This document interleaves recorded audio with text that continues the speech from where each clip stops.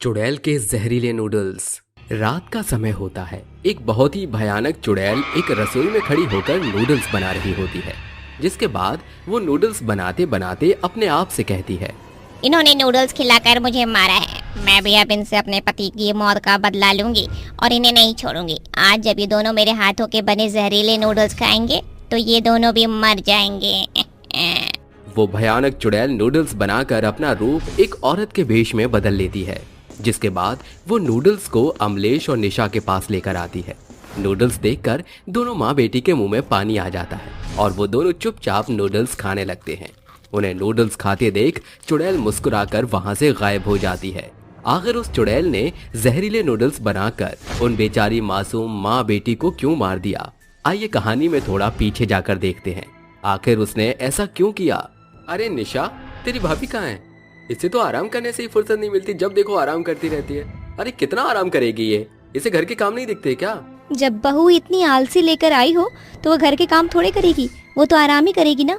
ये सुनकर अमलेश को गुस्सा आता है और वो अपनी बहू राधा को जोर जोर से आवाज लगाने लगती है। बहू, कहाँ मर गई? क्या तुझे घर के काम नहीं दिखाई देते? तभी राधा भागते हुए अपनी सास कमलेश के पास आती है और उससे कहती है, माँ जी, मुझे माफ़ कर दीजिएगा, मेरी आज तबीयत बिल्कुल भी ठीक नहीं है, इसी वजह से मैंने आज घर के काम नहीं किए। ओहो, महारानी के बहाने तो देखो, जब देखो बहाने करती रहती है। अरे तुझे बहाने बनाने के अलावा और कोई काम नहीं आता? जा, अब जल्दी से जा और हमारे लिए नाश्ता बना कर ले आ। लेकिन माँ जी, मेरी तबीयत बहुत ज़्यादा ख़राब है, मुझे खड़ा भी नहीं होया जा रहा। तभी अमलेश उसके बाल पकड़कर कहती है, तेरी इतनी हिम्मत कि तू मेरी बात को टालेगी? रुक, तुझे मैं अभी बताती हूँ। ऐसा कहकर अमलेश उसको एक जोरदार थप्पड़ मारती है, जिसके बाद बेचारी राधा चुपचाप रसोई में जाकर अपनी सास अमलेश के लिए खाना बनाने लगती है। कुछ ही देर में राधा खाना बनाकर अपनी सास अमलेश को उसके कमरे में देने चली जाती है। देख निशा, एक थप्पड़ में सारा बुखार और आलस उतर गया। देख, ले आई खाना, अब ले आई हो तो टेबल पर रख दे। हमारा मुंह क्या ताक रही है? राधा खाने की पूरी भरी हुई थाली टेबल पर रख देती है। बेचारी राधा ने कुछ भी नहीं खाया होता, वो अपनी सास की तरफ देख रही होती है। तभी अमलेश कहती है, अरे मेरा मुंह क्या देख रही है, यहाँ से चली जा। मैं और मेरी बेटी निशा जब खाना खाने लगे तो तेरे लिए कुछ बचा देंगे। अपनी सास की ये बात सुनकर बेचारी राधा वहाँ से चली जाती है और अपने कमरे में जाकर रोने लगती है। हे ऊपर वाले, ये कैसी जिंदगी है मेरी, मैं यहाँ एक एक टुकड़े के लिए तड़प रही हूँ, ऊपर से मेरे पति की मृत्यु हो गई है। उनकी जगह भगवान तू मुझे उठा लेता तो कम से कम मुझे ये सब तो नहीं देखना पड़ता। बेचारी राधा अपने कमरे में बुरी तरह से रो रही होती है। वहीं दूसरी तरफ निशा अपनी माँ अमलेश के साथ राधा के हाथों का बना खाना खा रही होती है। तभी वो दोनों अपनी झूठी थाली में थोड़ा सा खाना छोड़ देते हैं, जिसके बाद अमलेश राधा को आवाज लगाती है, अरे बहू, कहाँ मर गई? जल्दी से आ जा, ये खाना खा ले, नहीं तो मैं इसे खाने को कुत्ते को दे दूंगी। राधा भूख से तड़प रही होती है, जिसके बाद वो भागती हुई अपनी सास के पास जाती है और उनका झूठा खाना खाने लगती है। लेकिन बेचारी राधा का पेट नहीं भरता। शाम होते होते अमलेश राधा से कहती है, अरे देख, शाम हो गई है, जल्दी से बाजार जाकर सब्जी लेकर आ जा, रात का खाना भी तो बनाना है। ठीक है माँ जी, मैं सब्जी लेने चली जाती हूँ। ऐसा कहकर राधा सब्जी लेने के लिए निकल पड़ती है। जैसे ही वो सब्जी लेकर घर को लौटती है, उसकी सास रसोई में कुछ बना रही होती है, जिसे देखकर राधा उससे पूछती है, अरे माँ जी, आप क्या बना रही हो? अगर आपको कोई मदद चाहिए तो मुझे बताइए, मैं आपकी मदद कर देती हूँ। अरे नहीं मेरी प्यारी बहू, आज तेरी तबीयत ठीक नहीं थी तो मैंने सोचा तेरे लिए नूडल्स बना देती हूँ। जा अपने कमरे में आराम कर, मैं तेरे लिए नूडल्स अभी बना कर लाती हूँ। अपनी सास का ये स्वभाव देखकर राधा बहुत खुश होती है और चुपचाप अपने कमरे में चली जाती है। जिसके थोड़ी ही देर बाद अमलेश नूडल्स बनाकर राधा के कमरे में लेकर आती है और उससे कहती है, ये लो बहू, मैंने तुम्हारे लिए नूडल्स बनाए हैं, इन्हें खाकर अपनी दवाई खा लेना, तुमने सुबह से वैसे भी कुछ नहीं खाया है। ऐसा कहकर वो नूडल्स रखकर वहाँ से चली जाती है। जिसके बाद भूख के मारे बेचारी राधा सारी की सारी नूडल्स खा लेती है। कुछ देर बाद वो अपने बिस्तर पर आराम करने के लिए लेटने वाली होती है, लेकिन तभी अचानक से उसके मुंह से झाग और खून निकलने लगता है, जिसके बाद वो वहीं गिर जाती है और तड़प तड़प कर मर जाती है। वहीं दूसरी तरफ अमलेश अपनी बेटी निशा से कहती है, आज तो मैंने इस राधा का नाम की चिड़िया को जड़ से उखाड़ दिया। बता कैसा रहा मेरा नूडल्स वाला प्लान? बिल्कुल परफेक्ट माँ। अब इस पूरी प्रॉपर्टी के ऊपर हमारा हक है। आखिर भाई ऐसा कैसे कर सकते हैं? उन्होंने सारी प्रॉपर्टीज राधा के नाम की। अरे हम दोनों क्या मर गए थे? अरे तो चिंता मत कर, अब तो सब कुछ हमारा है। जा मौज ले। राधा के मरने के बाद राधा की आत्मा को शांति नहीं मिलती और वो चुड़ैल बनकर ये सब सुन रही होती है, जिसके बाद वो अपने आप से कहती है, कैसी सास और ननद है मेरी। अरे मैंने इनका क्या बिगाड़ा था? अगर इन्हें मुझसे इतनी ही परेशानी थी तो मुझे घर से निकाल देती या फिर मुझसे साफ कह देती, मैं सारी प्रॉपर्टी इनके नाम कर देती। इन्होंने तो मुझे जान से ही मार दिया। लेकिन अब मैं इन दोनों में से किसी को नहीं छोड़ूंगी और जहरीले नूडल्स बनाकर इन्हें खिलाऊंगी। उस दिन के बाद से चुड़ैल अपनी सास और ननद से बदला लेने का मौका ढूंढ रही थी कि तभी एक दिन अमलेश घर के कामों से परेशान होकर एक नौकरानी को बुला लेती है और उसे घर के सभी काम बता देती है। इसी चीज का फायदा उठाकर चुड़ैल एक दिन नौकरानी का वेश बदलकर उनके लिए रसोई में जहरीले नूडल्स बना रही थी, जिसके बाद वे जहरीले नूडल्स अपनी सास और ननद को देने जाती है। ये लीजिए मैडम साहिबा, आपके लिए मैंने नूडल्स बनाए हैं। अरे लेकिन हमने तो तुम्हें नूडल्स बनाने के लिए कहा ही नहीं था। अरे अब क्या बताएं मैडम साहिबा, मेरे कान थोड़े कम सुनते हैं।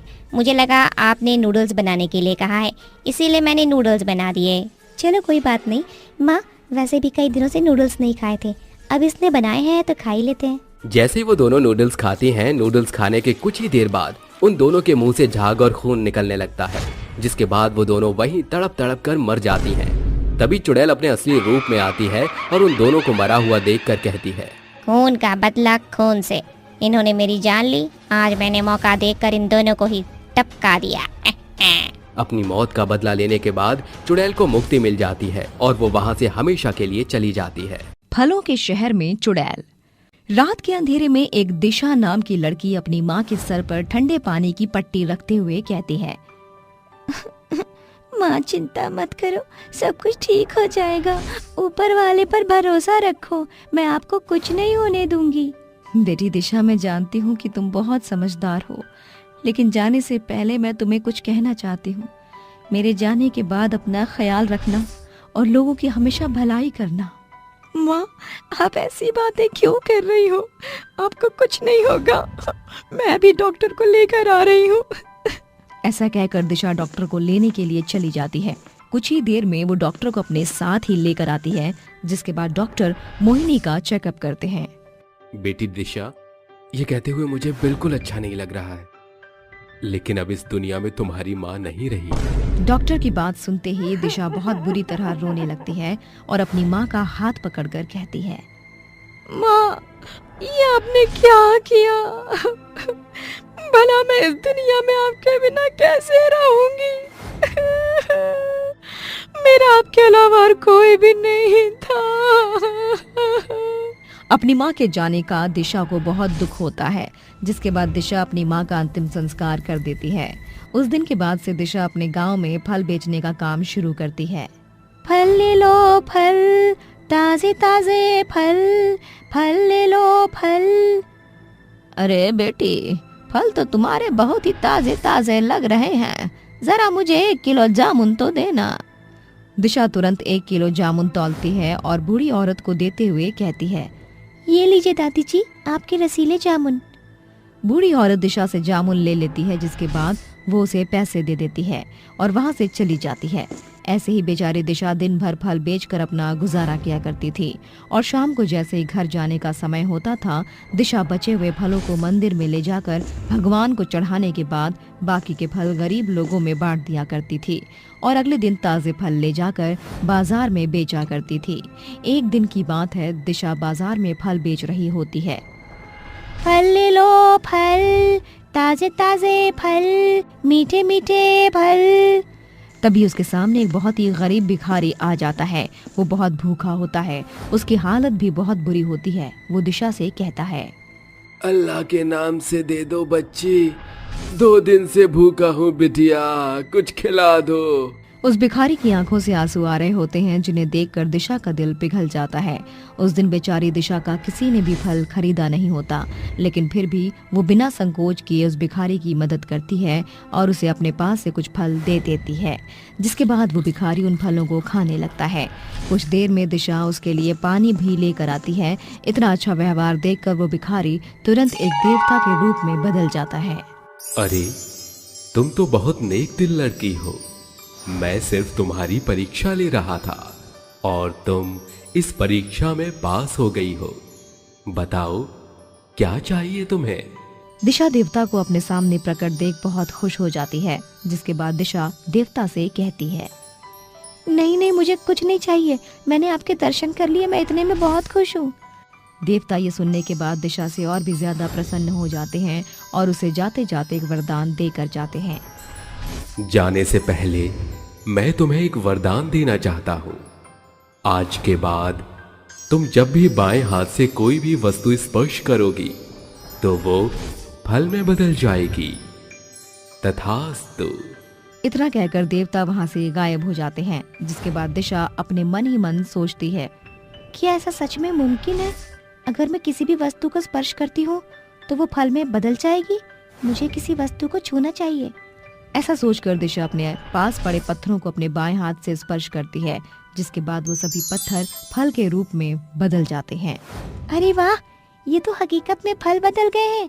ये तो बहुत अच्छी बात है। अब मैं गरीबों की ज्यादा से ज्यादा सहायता करती हूँ। दिशा जितने भी कंकड़ और पत्थरों को देखती वो उन्हें स्पर्श करके फल में बदल देती है, जिसके बाद वो उन फलों को ले जाकर गरीब बेसहारा लोगों को दान कर देती है। ऐसे ही वो धीरे धीरे कई लोगों की मदद करती है। लेकिन वहीं दूसरी तरफ गांव का एक किशन नाम का आदमी उसका ये राज अपनी आंखों से देख लेता है। अरे वाह, ये लड़की तो एक चमत्कारी लड़की है। इसके हाथ में तो जादू है। अगर ये हमारे शहर को फलों का शहर बना दे तो दूर दूर से लोग हमारे शहर को देखने आएंगे। इससे हम सभी लोग बहुत ज्यादा फेमस हो जाएंगे। मुझे किसी तरह इस लड़की को फंसाना होगा। ऐसा सोचकर किशन दिशा के पास जाता है और उसे अपनी बातों में उलझाने लगता है। अरे दिशा बिटिया, अरे क्या बताऊं तुम्हें, कितनी परेशानियों का सामना करना पड़ रहा है। कितना भी कमा लूं लेकिन घर के खर्च खत्म नहीं होते। मुझे तो लगता है कि मुझे आत्महत्या कर लेनी चाहिए। अरे अंकल जी, आप ऐसा क्यों सोच रहे हो? भला मरने से क्या ही मिलेगा? आप मुझे बताओ, मैं आपकी क्या मदद कर सकती हूँ? देखो बेटी, मैं सिर्फ अपने बारे में नहीं सोच रहा, मैं तो गांव की भलाई के बारे में भी सोच रहा हूँ। तुम्हारे हाथ में जो जादू है उसके बारे में मैं जानता हूँ। तुम एक काम करो, हमारे शहर को फलों का शहर बना दो। ऐसे हमारे शहर के चर्चे चारों तरफ फैल जाएंगे और दूर दराज के लोग हमारे फल के शहर को देखने के लिए आया करेंगे। इससे हम सब अमीर हो जाएंगे और इस शहर में फिर कोई गरीब नहीं होगा। आपने बिल्कुल सही कहा। अगर मैं ऐसा करती हूँ तो फिर कोई गरीब नहीं होगा। दिशा किशन की बातों में आ जाती है और पूरे शहर को फलों का शहर बना देती है। मेरे जादुई हाथ, मेरी तुमसे ये इच्छा है कि तुम इस शहर को फलों का शहर बना दो। दिशा के इतना कहते ही पूरा शहर फलों का शहर बन जाता है, जिसके बाद चारों तरफ फल ही फल होते हैं। यहाँ तक कि पीने के पानी के नलों से भी पानी की जगह फल निकलने लगते हैं। इस बात से गांव के सभी लोग बहुत ज्यादा परेशान हो जाते हैं और दिशा को कोसने लगते हैं। अरे भगवान, ये सब क्या हो गया है? न खाने के लिए खाना है, न पीने के लिए पानी है। हर तरफ फल ही फल नजर आ रहे हैं।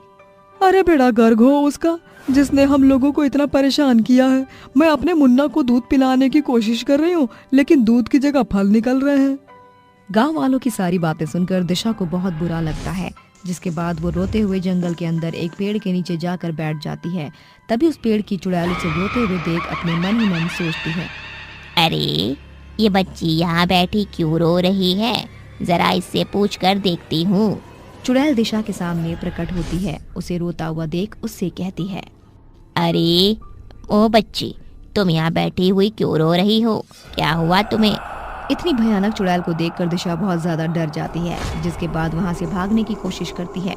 लेकिन चुड़ैल उसे पकड़कर उसे वहीं बैठा लेती है और उससे कहती है, डरो मत, मैं तुम्हें कुछ नहीं करूँगी। अब मुझे ये बताओ कि तुम यहाँ बैठकर क्यों रो रही हो? दिशा रोते हुए उसे अपने साथ हुई सारी बातें बता देती है, जिसे सुनकर चुड़ैल कहती है, अरे तुम तो बहुत भोली हो। चलो कोई बात नहीं, चुप हो जाओ, मैं तुम्हारी मदद करूंगी। वैसे भी मैं हमेशा लोगों को परेशान करती हूँ, शायद इसी वजह से मुझे मुक्ति नहीं मिल रही। क्या पता तुम्हारी मदद करने से ही मुझे मुक्ति मिल जाए। ऐसा कहकर चुड़ैल उसके साथ उसके गांव जाती है और अपनी सारी शक्तियों से फल के शहर को वापस से नॉर्मल शहर बना देती है। जिसके बाद गांव के सभी लोग चुड़ैल का ये काम देखकर बहुत खुश होते हैं और उसे शुक्रिया अदा करने लगते हैं। आपने एक चुड़ैल होकर मेरी मदद की, इसके लिए आपका बहुत बहुत शुक्रिया। अरे कोई बात नहीं, वैसे ये सब मैंने इसलिए किया है क्योंकि मैं यहाँ से अब मुक्त होना चाहती हूँ, इसलिए तुम्हारी मदद की। खैर मेरी बुराइयों का फल तो मुझे मिल ही रहा है, इसीलिए अब मैं चलती हूँ। ऐसा कहकर वो वहाँ से जाने ही वाली होती है कि तभी वहाँ पर देवता प्रकट होते हैं और चुड़ैल से कहते हैं, अरे रुको, कहाँ जा रही हो? आज तुमने बहुत अच्छा काम किया है, क्या तुम्हें इसका फल नहीं चाहिए? देवता इतना कहते ही चुड़ैल के ऊपर अपनी शक्तियों का इस्तेमाल करते हैं और उसे चुड़ैल से मुक्त कर देते हैं। जिसके बाद चुड़ैल देवता से कहती है, प्रभु आपका बहुत बहुत शुक्रिया, आपने मुझे मुक्त किया। अब मैं यहाँ से हमेशा के लिए जा सकती हूँ। इतना कहकर चुड़ैल वहाँ से हमेशा के लिए मुक्त हो जाती है। जिसके बाद देवता दिशा से कहते हैं, ये शक्तियां मैंने तुम्हें जिंदगी के सबक सिखाने के लिए भी दी थीं। अब तो तुम्हें समझ आ गया होगा कि हर किसी की मदद करना भी ठीक नहीं है, इसलिए किसी की मदद करने से पहले एक बार जरूर सोचना चाहिए। ऐसा कहकर देवता वहाँ से गायब हो जाते हैं। जिसके बाद दिशा अपनी शक्तियों का सही समय पर और सही लोगों के लिए ही इस्तेमाल करती है। भूतिया, सौतेली माँ और बच्चे। अंबिका और चीकू मैदान में खेल रहे थे। खेलते खेलते उन्हें पता ही नहीं लगता कि कब वो गांव की सीमा पार कर गए थे। शाम का चकाचौंध अंधेरा पूरे गांव को घेर लेता है। तभी अंबिका कहती है, चिको, हम खेलते कूदते गांव से बाहर आ चुके हैं। ना जाने पिताजी आज हमारा क्या हश्र करेंगे। पिता का खौफ उन बच्चों के जहन में गहरे तौर पर बसा हुआ दिखाई पड़ रहा था। वो तेज कदम बढ़ाते हुए घर लौटते हैं, जहां उनका पिता ब्रिजलाल गुस्से से आंखें चमकाता हुआ उखड़े स्वर में कहता है, क्यों री कामिनी, कहाँ फरार थी इसे लेकर? और तू कुत्ते के पिल्ले? मेरे कान दुख रहे हैं, छोड़ दीजिए। पिताजी, मैं आपके आगे हाथ जोड़ती हूँ, चीकू को छोड़ दीजिए, इसका कोई दोष नहीं। दोष तो तेरा है हरामजादी, आज मैं तुझे मौत के तख्ते पर टांग कर रख दूंगा। पर लग गए हैं ना तेरे। कसाई ब्रिजलाल अंबिका को चमड़े की बेल्ट से मार मार कर उसी बुरी तौर पर जख्मी कर देता है। तभी इस सांझ की मनोहर बेला घनघोर तूफान का भेष धर लेती है। पूरा गांव बवंडर की चपेट में आ जाता है। तभी ब्रिजलाल के घर के इर्द गिर्द एक चुड़ैल तहलका मचाती है। नहीं छोड़ूंगी, नहीं छोड़ूंगी तुझे, लौट आई हूँ मैं। चुड़ैल की आंखों में जैसे खून सवार था। वो गुस्से से दांत पीसती हुई अपने खूंखार नाखून से ब्रिजलाल पर धावा बोलकर उसे चित्त कर देती है। ब्रिजलाल हांफते हुए कहता है, नहीं नहीं नहीं, नहीं तुम लौट नहीं सकती। अरे तुम्हें तो मैंने उस रात। तूने क्या सोचा कि तू उस 2 टके के घूसखोर तांत्रिक की मदद से छुटकारा पा लेगा? कभी नहीं, याद है वो रात? तकरीबन 1 महीना पहले की बात है। चीकू और अंबिका भूख से तड़प रहे थे। तभी वो दोनों अपने पिता के पास आकर कहते हैं, पिताजी, हम दोनों भाई बहन को बहुत भूख लग रही है, कुछ पैसे दे दो, भूख के मारे जान जा रही है पिताजी। ब्रिजलाल को अपने बच्चों की भूख से कोई वास्ता नहीं था। जान अभी तक गई तो नहीं है? जब चली जाएगी तो तुम दोनों की चिता पर 56 भोग चढ़ाऊंगा। दादी, अपनी रसोई में ताला क्यों लगाया है आपने? कुछ खाने को दे दो ना, भूख से हमारे पेट में मरोड़ उठ रहा है। अरे ओ चंगू मंगू, तुम्हारे ये पैतरे मुझ पे नहीं जमने वाले, चलो भागो यहाँ से। दोनों बच्चे भूख से टटोलते हुए आंखों में आंसू लिए छूछे हाथ बाजार की तरफ जाते हैं। बाजार भी उठ चुका है, अब मैं अपने भाई चिक्कू को क्या खिलाऊंगी? तभी बाजार खत्म होने के अंतिम सड़क पर उन्हें एक औरत खाने से भरे ठेले के साथ खड़ी नजर आती है। खाना बोलो, खाना, ताजा ताजा खाना। भूखे बच्चे वहां आकर उसे निहारने लगते हैं। हमें बड़ी जोरों की भूख लगी है, कुछ खाने को दे दो। वो बच्चों की ओर देखकर एक मुस्कान देकर उनके आगे खाने से भरी थाली परोसती है। दोनों बच्चे खाने पर टूट पड़ते हैं। औरत कहती है, शायद कच्ची उम्र के चलते ये दोनों बच्चों को मेरे चुड़ैल रूप से खौफ नहीं लगा। खैर, भला है कि मुझको इनके सामने आने के लिए इंसानी भेष धरने की जरूरत नहीं। आपके हाथों में तो माँ के खाने का जादू भरा है। तुम्हारी माँ कहाँ है? हमारी माँ भगवान जी के पास है। चुड़ैल और बच्चों के मिलने का सिलसिला शुरू हो चुका था। दोनों बच्चे हर रोज चुड़ैल के ठेले पर आकर अपनी भूख को मिटाया करते थे। चुड़ैल उन्हें खूब लाड प्यार किया करती थी। आपका प्यार पाकर हमें माँ की कमी महसूस नहीं होती। क्या हम आपको माँ कहकर पुकार सकते हैं? हाँ चीकू, पर हमको जन्म देने वाली माँ तो इस दुनिया में नहीं, तो क्या आप हमारी सौतेली माँ हैं? ऐसा ही समझ लो। आज से हम आपको सौतेली माँ कहकर पुकारेंगे। कुछ दिन गुजरने के बाद एक रात ब्रिजलाल की आंख खुलती है। अरे ये आधी रात को किसके बच्चे हंसी ठिठोली कर रहे हैं? ब्रिजलाल आंखें मलते हुए उठ खड़ा होता है और बच्चों को न पाकर दांत पीसते हुए कहता है, ये दोनों आधी रात कहाँ लापता हैं? तभी खिड़की के भीतर से उसे कुछ ऐसा नजर आता है कि उसके रोंगटे खड़े हो जाते हैं। चुड़ैल दोनों का सिर गोदी में रखकर उन्हें सहला रही थी। इस जल्लाद को मेरी सच्चाई का पता चल चुका है। उससे पहले कि ये बच्चों के सामने मेरे भूतिया सौतेली माँ का भेद खोले, मैं इसकी सांस रोक दूंगी। चुड़ैल धुंध बनकर खिड़की से अंदर घुसकर ब्रिजलाल के सामने खड़ी हो जाती है। चुड़ैल की भयानक आंखों से खून टपकता देख ब्रिजलाल का दिल दहल उठता है। भूतनी। शोर मत मचा, मेरे बच्चे सो रहे हैं। उनकी नींद खुली तो मैं तुझे मौत की नींद सुला दूंगी। बड़ा सुना है तेरे जल्लाद करतूतों के बारे में, इसीलिए अब से ये घर मेरा डेरा है। कोई दिक्कत? बिल्कुल नहीं चुड़ैल जी, आपका ही घर है। भूतनी अब उनके संग उसी घर में रहने लगी थी। अगली रात ब्रिजलाल की माँ कुंती किचन में खाना पका रही थी। तभी चुड़ैल उसके पीछे आकर कहती है, खाना बन गया क्या? अरे यूं बेताल की तरह मेरे ऊपर क्यों सवार हो रही है? चुड़ैल, भूतनी जी, जरा तो भूतानियत रखो।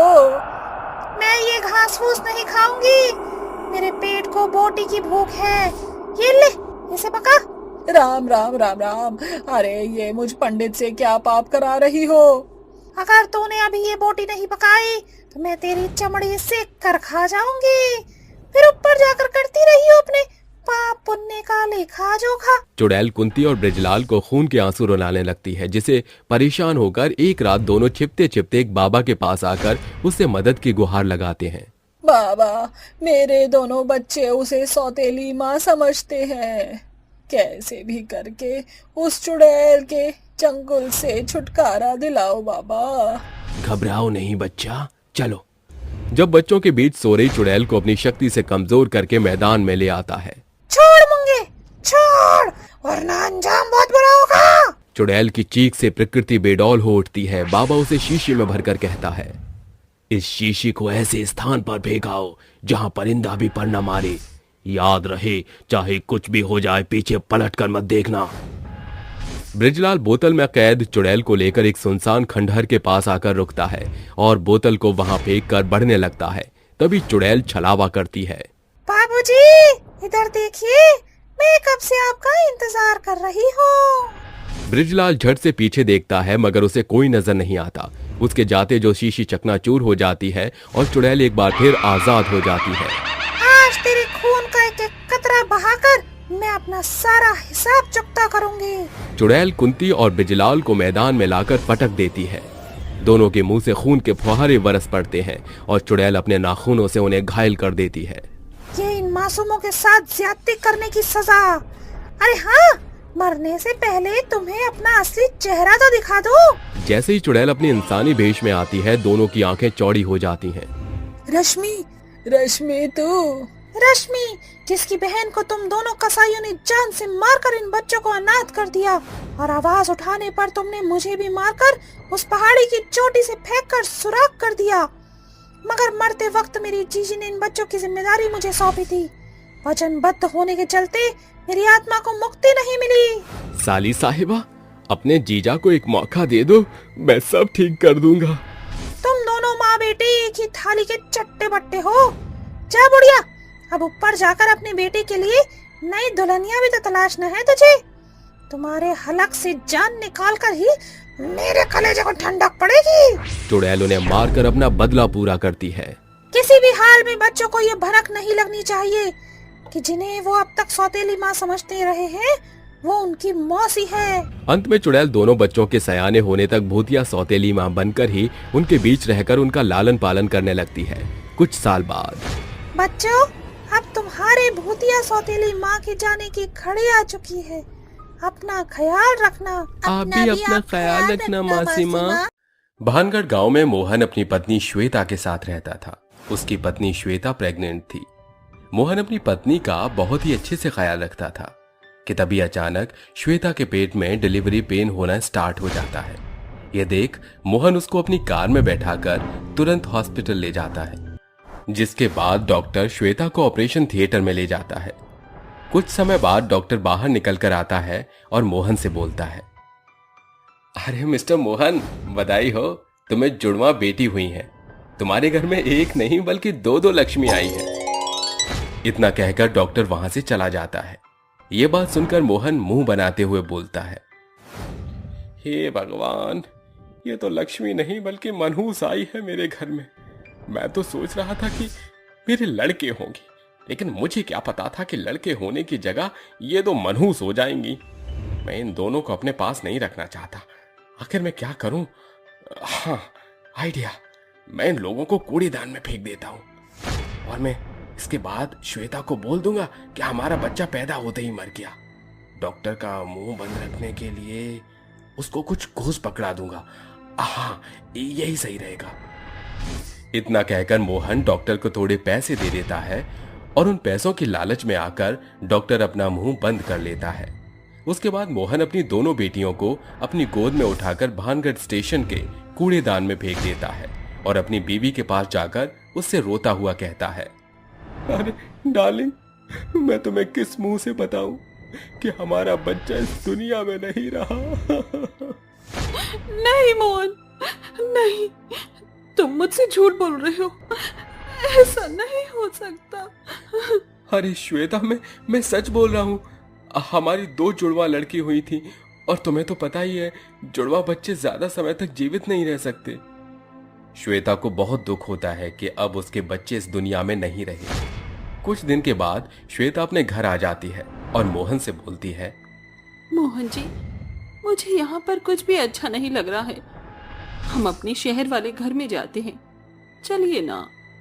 मोहन उसकी बात से सहमत हो जाता है और मोहन श्वेता को लेकर शहर चला जाता है।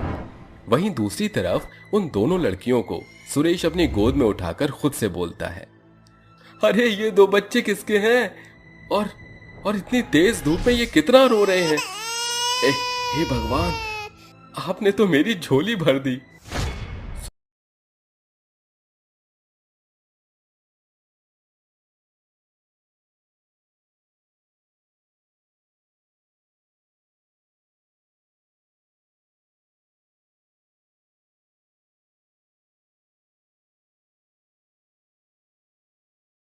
भी वो उदास होकर बोलती है, पर सुरेश जी, हम तो खुद भीख मांग कर खाते हैं।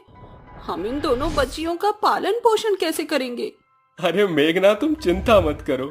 भगवान अगर सारे रास्ते बंद करता है तो कोई ना कोई रास्ता हमें आगे बढ़ने के लिए जरूर दिखाता है। इतना कहकर वो दोनों उन दोनों लड़कियों को अपनी बेटी के रूप में स्वीकार कर लेते हैं और वो एक लड़की का नाम तन्वी तो दूसरी लड़की का नाम तान्या रखते हैं। सुरेश और मेघना स्टेशन पर जाकर भीख मांगते हैं और अपने साथ साथ अपने दोनों बच्चों का पेट भी भर लेते हैं। और इस तरह अब 5 साल बीत चुके थे। वो दोनों अपने माँ बाबा के साथ रोज स्टेशन पर जाया करते और वहां लोगों से भीख मांगा करते। दूसरी तरफ मोहन और श्वेता एक बार फिर भानगढ़ गांव में आते हैं और जब श्वेता भानगढ़ स्टेशन पर जैसे ही उतरती है कि तभी उसके सामने वो दोनों बच्चियां श्वेता के सामने आती हैं और उसके सामने हाथ जोड़कर खड़ी होकर बोलती हैं, आंटी जी, मुझे कुछ पैसे दे दीजिए। हम गरीबों पर थोड़ा सा रहम दिखा दीजिए। हम लोगों ने कुछ भी नहीं खाया, हमें कुछ पैसे दे दीजिए या हमें कुछ खिला दीजिए आंटी जी। इन दोनों लड़कियों को देख श्वेता को अजीब सा महसूस होता है और वो अचानक उन दोनों को गले लगा लेती है। ये देख मोहन बोलता है, अरे श्वेता, तुम ये क्या कर रही हो? इन गंदे गंदे बच्चों को गले लगाकर खुद को भी गंदा कर रही हो, दूर हटो इनसे। इतना कहकर मोहन श्वेता को उन दोनों से अलग करवा देता है और उन दोनों के हाथ में 500 का नोट पकड़ाकर उन्हें वहां से भगा देता है। एक तरफ तो वो दोनों बच्चियां 500 का नोट लेकर खुश हो जाती हैं, वहीं दूसरी तरफ श्वेता अपने पति मोहन से बोलती है, मोहन जी, पता नहीं क्यों उन बच्चों में अपनापन सा लगा, इसीलिए उन्हें गले लगाने का मन भी किया। अच्छा ठीक है, कोई बात नहीं, अब घर चलो। इतना कहकर वो दोनों अपने घर चले जाते हैं। श्वेता मोहन के साथ घर तो चली जाती है, लेकिन मानो उसका दिल और दिमाग उन दोनों बच्चों के पास ही रह गया। और अगले दिन वो एक बार फिर उन दोनों बच्चों से मिलने के लिए आई और उन्हें इस बार 500 का नोट पकड़ाकर अपने घर चली गई। वो इस तरह रोज उन बच्चों से मिलने आती और उन्हें थोड़े पैसे देकर चली जाती। और एक दिन तान्या और तन्वी के माता पिता की मौत हो गई। वो लोग भारी बारिश में स्टेशन पर बैठकर रो रहे थे कि तभी श्वेता छाता लेकर उन दोनों बच्चों के पास आती है और उनसे पूछती है, अरे बच्चों, तुम इतनी बारिश में क्यों रो रहे हो? आंटी जी, अब हमारा इस दुनिया में कोई भी नहीं है। मेरे माता पिता अब इस दुनिया में नहीं रहे। तेज बारिश के चलते हमारा घर गिर गया, जिसमें मेरे मम्मी पापा दबकर मर गए। इतना कहकर वो दोनों बहनें फूट फूट कर रोने लगती हैं। उन दोनों को रोता हुआ देख श्वेता तान्या और तन्वी को अपने घर ले जाती हैं। और थोड़ी देर बाद जब मोहन आता है, ये देखकर कि उसके घर में वो दोनों भिखारी बच्चे हैं, वो थोड़ा गुस्सा करता है, लेकिन श्वेता उसको समझा देती है और वो चुपचाप बैठ जाता है। अगली सुबह श्वेता अपनी बहन के घर चली जाती है और उसके जाने के तुरंत बाद ही मोहन का पैर सीढ़ियों से फिसल जाता है और वो सीढ़ियों से गिर जाता है। ये देख तान्या और तन्वी भागी भागी उसके पास आती हैं और तन्वी तान्या से बोलती है, तान्या, जल्दी से एम्बुलेंस को फोन कर और श्वेता आंटी को बुलाओ। जैसा जैसा तन्वी बोलती है वैसा वैसा तान्या करती है और कुछ समय बाद एम्बुलेंस आकर मोहन को हॉस्पिटल ले जाती है। मोहन के मन में ये डर बैठ चुका था कि अब वो जिंदा नहीं बचेगा। वहीं दूसरी तरफ श्वेता भी दौड़ी दौड़ी हॉस्पिटल पहुंच जाती है और थोड़ी देर बाद जब मोहन नॉर्मल कंडीशन में आ जाता है, तब वो श्वेता को सारा सच बता देता है कि तान्या और तन्वी ही उसकी अपनी बेटी है। ये सुनकर श्वेता बहुत ही खुश हो जाती है और उससे बोलती है, मोहन, तुमने मुझे मेरे बच्चों से दूर करने के लिए पता नहीं कौन कौन से रास्ते अपनाए, लेकिन भगवान ये सब देख रहा था। वो कहते हैं ना, माँ का दिल अपने बच्चों को पहचान ही लेता है, क्योंकि माँ का दिल माँ का ही होता है। और आज देखो, भगवान ने एक माँ से उसकी दोनों बच्चियों को मिलवा दिया। यह सुनकर मोहन को थोड़ा दुख होता है और वो उससे माफी मांगने लगता है। श्वेता मोहन को माफ कर देती है और अब मोहन और श्वेता अपने दोनों बच्चों के साथ एक खुशहाल जीवन बिताने लगते हैं। जादुई सोने की गणेश मूर्ति। कूड़ा घर से कुछ कोस दूर रमिया और विनय की टूटी फूटी झोपड़ी थी। दोनों बेहद छोटे थे जब उनके पिता की एक सड़क हादसे में सांसें चली गई। फिर 5 बरस पहले उनकी मां लता भी गंभीर बीमारी से जूझकर जान गंवा बैठी, जिसके बाद दोनों भाई बहन अनाथ हो गए।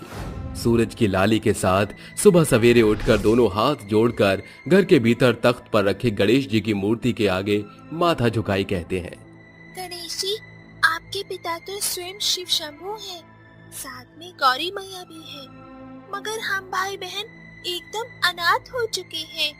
प्रभु, आज उस कूड़े के ढेर में हमको खूब सारा भंगार का सामान मिले, ताकि उन्हें बेचकर हम पैसे बटोर सकें और अपना पेट भर सकें।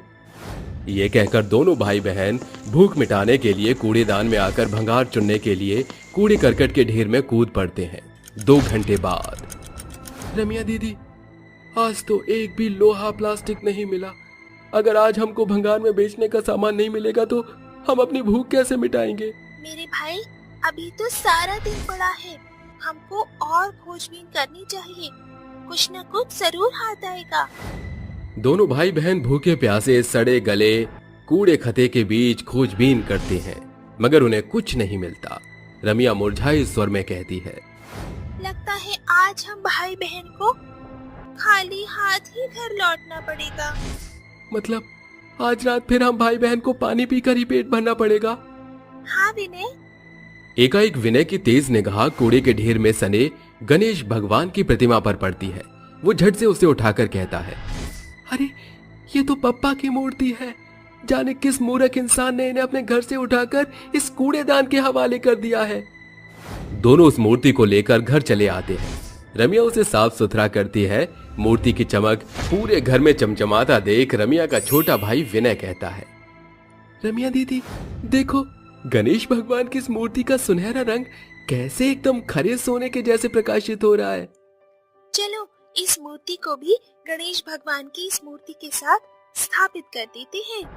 अनाथ भाई बहन सच्ची श्रद्धा से गणेश जी की मूर्ति को स्थापित करके पानी पीकर सो जाते हैं। तभी रात के तकरीबन 4 बजे भूख से बिलबिला रहे विनय की आंख खुलती है तो वो देखता है कि गणेश भगवान की उसी मूर्ति के पास भांति भांति के व्यंजन रखे हुए हैं। हमारे पास तो गणेश जी को भोग लगाने के लिए एक भी दाना नहीं था, फिर ये 56 भोग कहां से आया? मुझको तो ये सब गणेश जी की मूर्ति की माया लगती है। यह सोचकर विनय असमंजस में पड़ जाता है और अपनी बहन रमिया को जगाता है। विनय 4 बज चुके हैं। माँ कहा करती थी कि इस पहर भगवान भ्रमण करते हैं। ये भोजन गणेश भगवान ने ही हमारी खातिर भेजा है। दोनों सबसे पहले गणेश जी की प्रतिमा को भोग लगाकर अपना भक्ति भाव जाहिर करते हुए भरपेट खाना खाकर सो जाते हैं। सवेरे दोनों नहा धोकर भगवान की आरती अर्चना करते हुए भक्ति भाव जाहिर करते हैं। जय गणेश जय गणेश जय गणेश देवा, माता चाकी पार्वती पिता महादेवा। हे गणेश जी हमारे घर में पधारो प्रभु। रमिया के दिल की गुहार जैसे गणेश जी तक पहुंच जाती है। एकाएक गणेश जी की सुनहरी प्रतिमा से तेज चमक घर को घेर लेती है। तभी एक आवाज घर में गूंज उठती है, भयभीत न हो बालक, ये गूंज मुझ गजानन की है। मेरी मूरत को मानव ने कचरे के ढेर में फेंक दिया। तुमने मुझे उस कचरे से निकालकर अपने घर में स्थान दिया। मैं तुम्हें अखंड वरदान देता हूं कि जब तुम मेरी इस एक दंत मूर्ति से जो कुछ मांगोगे, ये तुम्हारे स्वर सुनकर उसे पूर्ण करेगा। गणेश भगवान की गूंज स्थिर होते ही विनय कहता है, अरे ये सचमुच की जादुई गणेश जी की मूर्ति है या नहीं? हमें इसका पता कैसे चलेगा? विनय जादुई गणेश जी की मूर्ति का पुख्ता प्रमाण पता करने की खातिर हम इससे कुछ मांग कर देखते हैं। जादुई गणेश जी की मूर्ति हमारी झोपड़ी को एक घर में बदल कर दिखाओ। इतना कहते ही जादुई गणेश जी की मूर्ति प्रकाशमान होकर झोपड़ी को एक सुंदर से घर में बदल देती है, जिसे देख वो भाई बहन भौचक के रह जाते हैं। विनय जादुई गणेश जी की मूर्ति ने तो हमारी झोपड़ी की काया पलट ही कर दी। हाँ दीदी, ये गणेश जी की जादुई मूर्ति की ही माया है। जय हो गजानन। जादुई गणेश जी की मूर्ति की मायावी शक्ति से दोनों अनाथ भाई बहनों के जीवनी आसान हो जाती है। कुछ दिनों के बाद रमिया के मन में एक ख्याल उठता है, विनय हम दोनों भाई बहन तो इस जादुई गणेश जी की मूर्ति की महात्म्य माया से उस कूड़ेदान की कैद के दलदल से निकल गए, मगर हमारे ही जैसे कितने ही यतीम बच्चे अभी भी वही बदहाल बेकार जीवन जी रहे हैं। हाँ दीदी, हम तो अपने बड़े से घर में सुकून से रह रहे हैं। हम अपने जादुई गणेश जी की मूर्ति से उनकी मदद करें। रमिया उस जादुई गणेश जी की मूर्ति को लेकर विनय के साथ चल पड़ती है। चलते चलते उनके पांव एक फुटपाथ पर आकर रुक पड़ते हैं, जहां भूख से कुम्हलाया मन को आते जाते राहगीर से कहता, अरे अरे कुछ खाने को दे दो। अरे भूख के मारे मेरी अंतड़ियां सूखने को हो रही हैं। ये बेचारा तो भूख से बेहाल है। हमें एकांत देखकर गणेश जी की जादुई मूर्ति से मदद मांगनी होगी। हमारी जादुई गणेश जी की मूर्ति हमें भोजन दो, ताकि प्रभु हम इस भूखे का पेट भर सकें। जादुई गणेश जी की मूर्ति में से खाने की भरी पूरी थाली मनकू के सामने हाजिर हो जाती है, जिसे देख मन को दंग रह जाता है। अरे ये कैसे किया तुमने? हमने कुछ नहीं किया, ये सब कुछ गणेश जी की माया है। दरअसल ये एक जादुई गणेश जी की मूर्ति है। मेरे और भी साथी हैं जो भूखे हैं। हम पीछे एक पटरी के किनारे सोते हैं। न रहने को घर है, न खाने को खाना, न सिर पर माँ बाबा का साया। चिंता मत करो विघ्नहर्ता की जादुई मूर्ति तुम्हारे सारे दुख हरने आई है। ए हमारे जादुई गणेश जी की मूर्ति, हमको सोने के सिक्के दो। एकाएक जादुई गणेश जी की मूर्ति का मुंह खुल जाता है, जिसके अंदर से सैकड़ों सोने के सिक्के बरसने लगते हैं। तुमको जितने की जरूरत हो बेझिझक उठा लो। शुक्रिया दोस्तों, आज बप्पा की मदद से मैं और मेरे दोस्त इस फुटपाथ से आजाद हो गए। दोनों भाई बहन सारा दिन घुमक्कड़ों की तरह घूम घूम कर जादुई गणेश जी की मूर्ति से गरीब बेसहारा लोगों की मदद करके देर रात थके मांदे घर लौट आते हैं। अरे विनय, तुम्हारे पाँव में तो छाले पड़ चुके हैं। दीदी, तुम्हारे पाँव में भी कई बार पत्थर से ठेस लगा था। जिस गणेश जी में कोड़ी को चंगा और अंधे को आंख देने का सामर्थ्य है, वो हमारे छाले को चंद लम्हों में भर देगा। दोनों अपने जख्मी पांव पर खड़े होकर बप्पा की प्रतिमा की आरती अर्चना करते हैं। तभी गणेश जी की जादुई मूर्ति की हथेली से निकल रही तेज रोशनी उनके तलवे में जैसे ही समाती है, उनका पांव पर पड़े छाले गायब हो जाते हैं। अगली सुबह चारों ओर गणेश चतुर्थी की बड़ी होड़ थी। दोनों भाई बहन निर्जला उपवास रखे गणेश जी की जादुई प्रतिमा का दुग्धाभिषेक करते हैं। अरे देखो रम्या दीदी, मैं बप्पा के लिए ये नारंगी रंग का अंग रखा और चंदन रंग की धोती लाया हूँ। अरे वाह, ये नन्हे कपड़े कितने जचेंगे प्रभु पर। इसके बाद वो गणेश जी को मोदक का भोग अर्पित करके कहते हैं, आज गणेश चतुर्थी है, बप्पा एक बार अपना दर्श दे दो। रम्या के आंसू बहकर गणेश जी की जादुई मूर्ति पर पड़ते हैं। गणेश भगवान की विशाल छवि उनके सामने आती है। नेत्र खोलो रमिया। अरे ये तो सचमुच में गणेश जी है। तुम दोनों मेरे सच्चे आराधक हो और भक्त के पुकारने पर भगवान को आना ही पड़ता है। दोनों आगे बढ़कर जैसे उनके चरण स्पर्श करते हैं, गणपति बप्पा आशीष के शब्द बोलकर जादुई मूर्ति में समा जाते हैं।